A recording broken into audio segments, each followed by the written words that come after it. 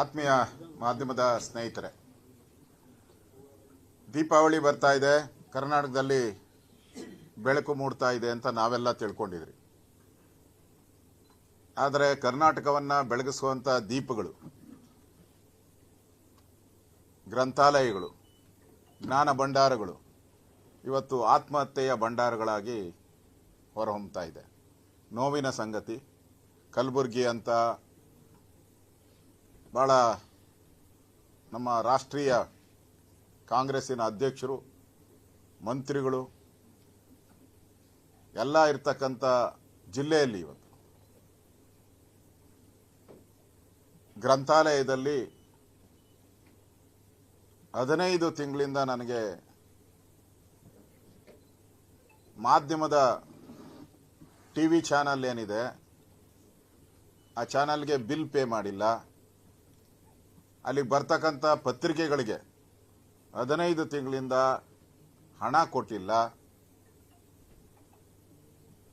ನನ್ನ ಜೀವನ ನಡೆಸುವಂಥದ್ದಕ್ಕೆ, ಮನೆಯಲ್ಲಿ ಊಟ ಮಾಡೋದಕ್ಕೆ ನನಗೆ 3 ತಿಂಗಳಿಂದ ಸಂಬಳ ಕೊಟ್ಟಿಲ್ಲ.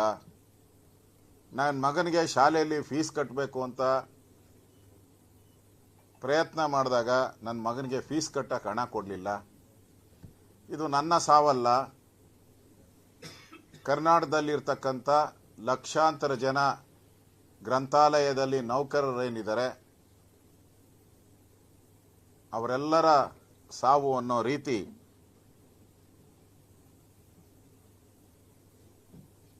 ಆತ್ಮಹತ್ಯೆಯ ಡೆತ್ ನೋಟನ್ನು ಬರೆದಿಟ್ಟು ಸಾವನ್ನ ಅಪ್ಪಿದ್ದಾರೆ.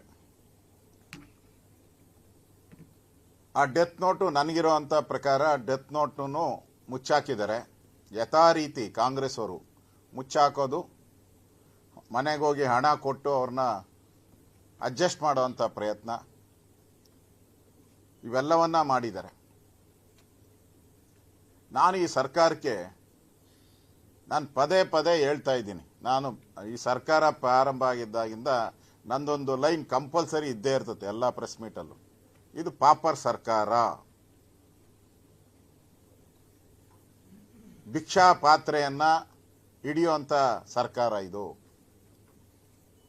ಯಾವ ರೀತಿ ಹಿಮಾಚಲ್ ಪ್ರದೇಶ ಇದೆ ಆ ಸ್ಥಿತಿಗಿಂತ ಅಧ್ವಾನ ಆಗಿ ಹೋಗಿರುವಂತ ಸರ್ಕಾರ ಇದು. ನಾನು ಹೇಳ್ತೀನಿ ಯಾವಾಗ. ಇವತ್ತು ಅದಕ್ಕೆ ಸಾಕ್ಷಿ ಸಿದ್ದರಾಮಯ್ಯ ಹೇಳ್ತಾ ಇದ್ರು, ಅಶೋಕನ್ಗೇನೋ ಲೆಕ್ಕ ಗೊತ್ತಿದ್ಯಾ ಅಂತ. ನಿನಗೆ ಲೆಕ್ಕ ಕೊಟ್ಟಿದ್ರೆ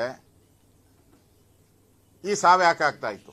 ನಿನಗೆ ಕೂಡೋ ಲೆಕ್ಕ ಕರೆಕ್ಟಾಗಿ ಗೊತ್ತಿದ್ರೆ ನಿಮಗೆ ಈ ಸಾವು ಯಾಕೆ ಆಗ್ತಾ ಇತ್ತು?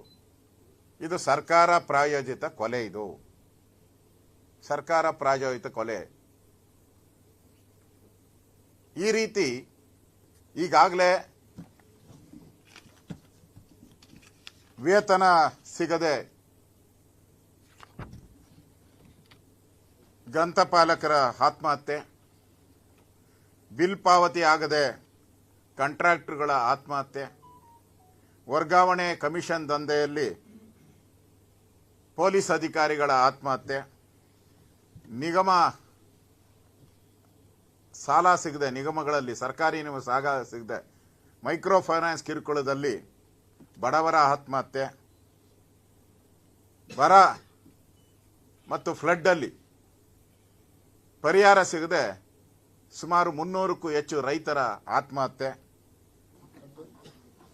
ಆತ್ಮೀಯ ಮಾಧ್ಯಮದ ಸ್ನೇಹಿತರೆ, ದೀಪಾವಳಿ ಬರ್ತಾ ಇದೆ, ಕರ್ನಾಟಕದಲ್ಲಿ ಬೆಳಕು ಮೂಡ್ತಾ ಇದೆ ಅಂತ ನಾವೆಲ್ಲ ತಿಳ್ಕೊಂಡಿದ್ರಿ. ಆದರೆ ಕರ್ನಾಟಕವನ್ನ ಬೆಳಗಿಸುವಂತ ದೀಪಗಳು, ಗ್ರಂಥಾಲಯಗಳು, ಜ್ಞಾನ ಭಂಡಾರಗಳು ಇವತ್ತು ಆತ್ಮಹತ್ಯೆಯ ಭಂಡಾರಗಳಾಗಿ ಹೊರಹೊಮ್ಮತಾ ಇದೆ. ನೋವಿನ ಸಂಗತಿ. ಕಲಬುರಗಿ ಅಂತ ಬಹಳ ನಮ್ಮ ರಾಷ್ಟ್ರೀಯ ಕಾಂಗ್ರೆಸ್ಸಿನ ಅಧ್ಯಕ್ಷರು, ಮಂತ್ರಿಗಳು ಎಲ್ಲ ಇರ್ತಕ್ಕಂಥ ಜಿಲ್ಲೆಯಲ್ಲಿ ಇವತ್ತು ಗ್ರಂಥಾಲಯದಲ್ಲಿ 15 ತಿಂಗಳಿಂದ ನನಗೆ ಮಾಧ್ಯಮದ ಟಿವಿ ಚಾನಲ್ ಏನಿದೆ ಆ ಚಾನಲ್ಗೆ ಬಿಲ್ ಪೇ ಮಾಡಿಲ್ಲ. ಅಲ್ಲಿಗೆ ಬರ್ತಕ್ಕಂಥ ಪತ್ರಿಕೆಗಳಿಗೆ 15 ತಿಂಗಳಿಂದ ಹಣ ಕೊಟ್ಟಿಲ್ಲ. ನನ್ನ ಜೀವನ ನಡೆಸೋವಂಥದ್ದಕ್ಕೆ, ಮನೆಯಲ್ಲಿ ಊಟ ಮಾಡೋದಕ್ಕೆ ನನಗೆ 3 ತಿಂಗಳಿಂದ ಸಂಬಳ ಕೊಟ್ಟಿಲ್ಲ. ನನ್ನ ಮಗನಿಗೆ ಶಾಲೆಯಲ್ಲಿ ಫೀಸ್ ಕಟ್ಟಬೇಕು ಅಂತ ಪ್ರಯತ್ನ ಮಾಡಿದಾಗ ನನ್ನ ಮಗನಿಗೆ ಫೀಸ್ ಕಟ್ಟಕ್ಕೆ ಹಣ ಕೊಡಲಿಲ್ಲ. ಇದು ನನ್ನ ಸಾವಲ್ಲ.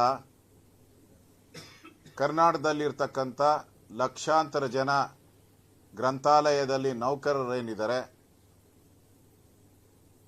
ಅವರೆಲ್ಲರ ಸಾವು ಅನ್ನೋ ರೀತಿ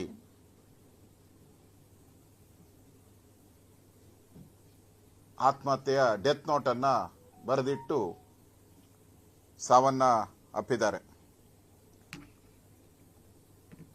ಆ ಡೆತ್ ನೋಟು ನನಗಿರೋಂಥ ಪ್ರಕಾರ ಡೆತ್ ನೋಟನ್ನು ಮುಚ್ಚಾಕಿದ್ದಾರೆ. ಯಥಾ ರೀತಿ ಕಾಂಗ್ರೆಸ್ ಅವರು ಮುಚ್ಚಾಕೋದು, ಮನೆಗೆ ಹೋಗಿ ಹಣ ಕೊಟ್ಟು ಅವ್ರನ್ನ ಅಡ್ಜಸ್ಟ್ ಮಾಡುವಂಥ ಪ್ರಯತ್ನ, ಇವೆಲ್ಲವನ್ನ ಮಾಡಿದ್ದಾರೆ.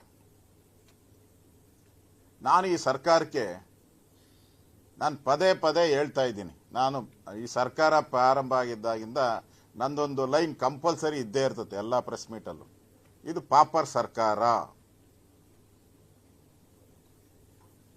ಭಿಕ್ಷಾ ಪಾತ್ರೆಯನ್ನ ಹಿಡಿಯುವಂಥ ಸರ್ಕಾರ ಇದು.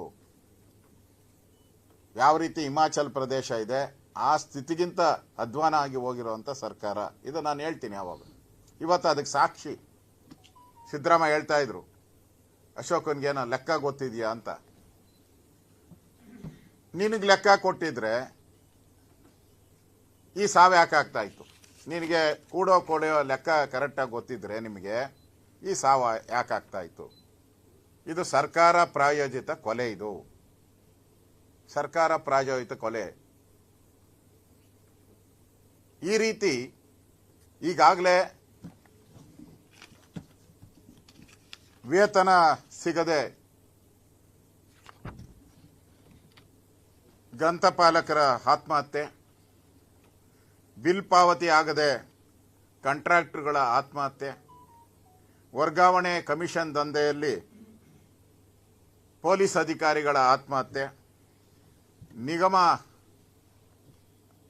ಸಾಲ ಸಿಗದೆ, ನಿಗಮಗಳಲ್ಲಿ ಸರ್ಕಾರಿ ಸಾಲ ಸಿಗದೆ ಮೈಕ್ರೋ ಫೈನಾನ್ಸ್ ಕಿರುಕುಳದಲ್ಲಿ ಬಡವರ ಆತ್ಮಹತ್ಯೆ, ಬರ ಮತ್ತು ಫ್ಲಡ್ಡಲ್ಲಿ ಪರಿಹಾರ ಸಿಗದೆ ಸುಮಾರು 300ಕ್ಕೂ ಹೆಚ್ಚು ರೈತರ ಆತ್ಮಹತ್ಯೆ. ಹೆಚ್ಚಿನ ವಿಡಿಯೋಗಳಿಗೆ ಪ್ರತಿಧ್ವನಿ ಯೂಟ್ಯೂಬ್ ಚಾನೆಲ್ ಸಬ್ಸ್ಕ್ರೈಬ್ ಮಾಡಿ, ಬೆಲ್ ಐಕಾನ್ ಕ್ಲಿಕ್ ಮಾಡಿ.